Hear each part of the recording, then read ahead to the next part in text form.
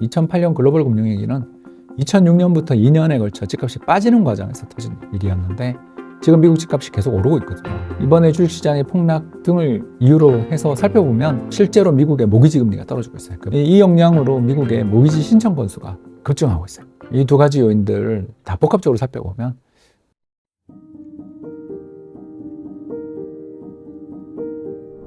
안녕하세요 구독자 여러분, 홍춘욱입니다. 잘 지내시냐, 안녕하시냐라는 말이 참 힘들죠. 일단 시장의 변동성이 말도 못하게 큰 상황에서 여러분들도 많이 힘드셨을 것 같고 저도 힘들었어요. 리밸런싱, 그러니까 많이 오른 걸 팔아서 많이 빠진 걸 사는 그런 매매도 또 했거든요. 얼마나 무서워요. 이게 진짜 힘든 장이었어요. 이렇게 변동성이 한번 크게 터지고 나면 그 뒤로도 계속 변동성, 위아래로 주가가 날뛰는 그런 일들이 앞으로도 좀 이어지지 않을까 싶어서 반복되는 금융시장의 어떤 위기들, 이런 것들을 이야기를 하면서 좀 여러분들과 함께 잘 이겨냈으면 하는 마음으로 무료 특강을 준비했습니다. 그래서 주제는 하반기 금융시장 투자 전략인데요. 이런저런 이야기 들어보면 얼마나 좀 마음이 편해지잖아요. 괜히 홍 박사도 힘들구나, 이런 이야기들을 좀 나누고자 합니다. 그래서 또한 신청해 주시는 분들에게 하반기 금융시장 전망, 이제 강의 자료죠. 강의 자료 리포트도 보내드리겠습니다. 어려운 시기에 여러분들, 구독자분들에게 조금이나마 도움이 됐으면 하는 마음으로 준비했으니까요. 신청은 그 고정 댓글에 있는 링크를 통해서 해주시면 감사하겠습니다. 그러면 화요일 8월 20일 저녁 7시 특강 때 뵙겠습니다. 그때 뵈어요.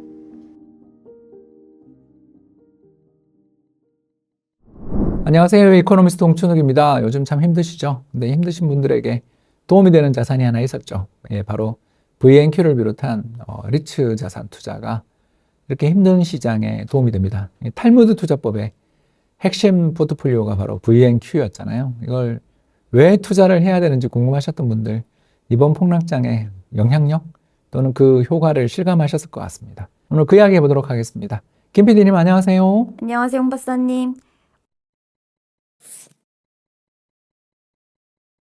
일단 금리가 높은 상황인 건 똑같은데요.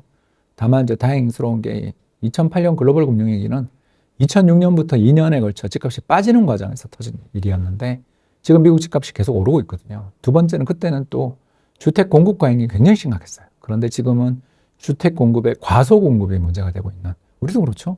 사실 공급이 부족하면 외부 충격 왔을 때는 어쩔 수 없이 빠지지만 외부 충격이 지나고 나면 금방 회복되잖아요. 그런 것처럼 공급이 부족하다라는 거. 이게 이제 세 번째가 이번에 주식시장의 폭락 등을 이유로 해서 살펴보면 채권 금리가 많이 떨어지고 있고 실제로 미국의 모기지 금리가 떨어지고 있어요. 그 부동산 담보대출 금리가 뚝뚝 떨어지고 있는 중이기 때문에 이 영향으로 미국의 모기지 신청 건수가 급증하고 있어요.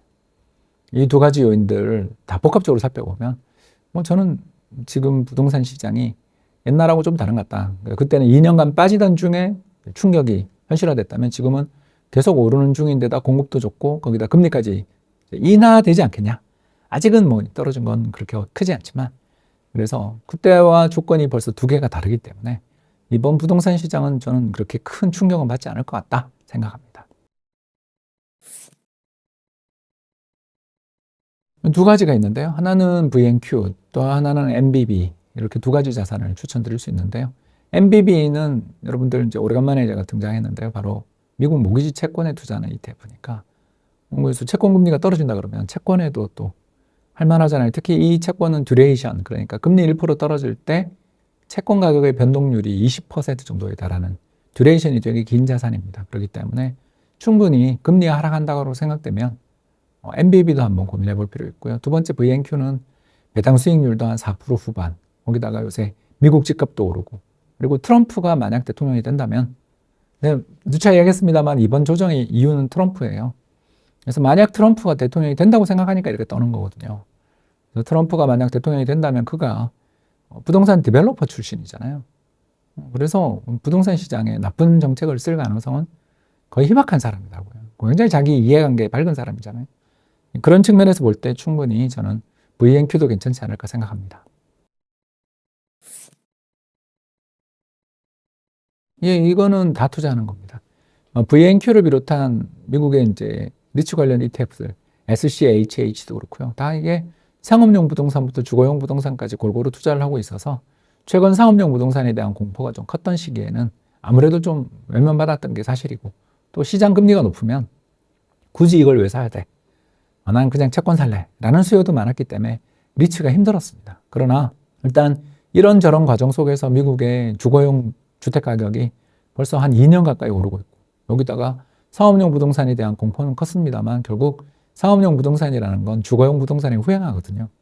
왜냐하면 오피스 공실이 생기면 오피스텔이나 또는 다른 아파트로 전환을 하면 되잖아요. 근데 이제 그 공실이 이어져야 바꾸거든요. 그런 것들 때문에 주택 가격이 반등한 다음에 오피스 가격이 그 뒤에 후행합니다. 여기다 세 번째로 금리가 되게 높았었는데 그 금리가 최근에 떨어질 징후들이 보이니까 충분히 리츠에 대한 투자도 한번 고민해 볼 때가 아닌가 생각합니다. 상업용 리츠의 경우 실업률과도 엄청난 연관이 있는.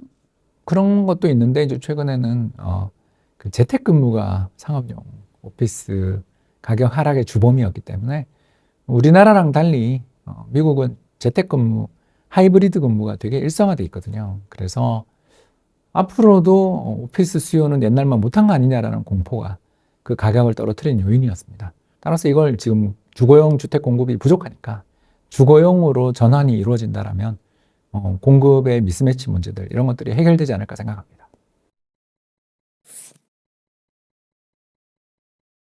이게 이제 좀 약간 에너지랑 관련이 좀 많아서 좀 알아보고 투자를 하셨으면 좋겠습니다. 예전에 2014, 15년 국제유가 폭락 사태 때 인프라 펀드들이 되게 큰 손실을 봤던 걸 저는 기억하거든요. 벌써 10년 전이네요.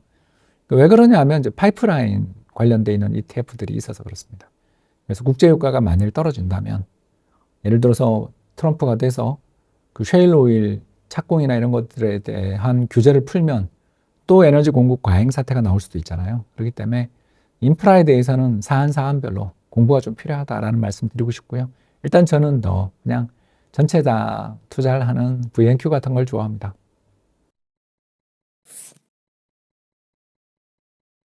일단 환해지 하는데 비용이 많이 들잖아요. 그래서 H가 붙어 있는 거는 한 2% 정도에서 3% 정도 연 비용이 생깁니다. 우리가 근데 리츠에 투자하는 이유는 사실 그 가격 상승도 노리지만 배당 보고 투자하는데 배당금 한 4%, 5% 나오는데 수수료 2, 3%가 나온다. 이거 리츠를 투자할 이유를 저는 잘 찾지 못하겠다.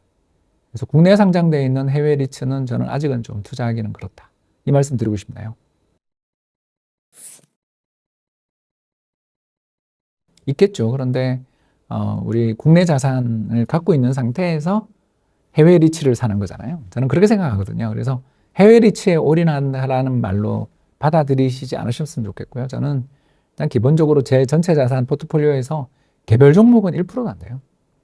다 전체 자산에서 뭐 부동산이면 부동산, 사업이면 사업, 그리고 분산되어 있는 포트폴리오로 갖고 있지 개별 종목 한두 종목에 올인하는 거는 대단히 위험하게 생각합니다. 왜? 제가 운이 없을 수 있잖아요. 제가 타이밍을 못 잡을 수도 있고 제가 투자하려고 했던 그 회사가 갑자기 합병을 할 수도 있고요. 물적 분할을 할 수도 있잖아요. 그런 리스크들이 있기 때문에 저는 되도록이면 시장 전체를 사는 걸 좋아하고 또 그 시장 전체를 사는 포트폴리오도 전체 제가 가지고 있는 포트폴리오에서 10% 넘어가는 경우가 좀 드뭅니다. 그런 것들을 염두에 두시고 투자를 하면 저는 그 상당히 좋은 매력 있는 상품이 아닌가 생각합니다. 마지막에 저의 개인적인 투자 철학까지 이야기했는데요. 제가 사실 노르버너 디스크 광팬이잖아요. 그런데 이번에 10% 빠지는 거 보면서 그래도 제가 팔고 난 다음에, 그러니까 익절을 좀 하고 난 다음에 많이 올라서 속이 쓰렸는데 이제 또 사면 되지 이런 생각들도 하잖아요. 그런 것처럼 여러분 너무 개별 종목에, 특히 개별 종목에 우리 전체 그 포트폴리오 한들 정도의 비중은 안 담는 게 좋지 않을까. 그리고 리츠 같은 것도 매력이 있다라는 이야기죠. 이게 무조건 오른다라는 약속은 아니잖아요. 그런 포트폴리오 관점에서 접근하시면 더 즐거운 투자 그리고 행복한 인생이 되지 않을까 생각합니다. 경청해 주셔서 대단히 감사합니다.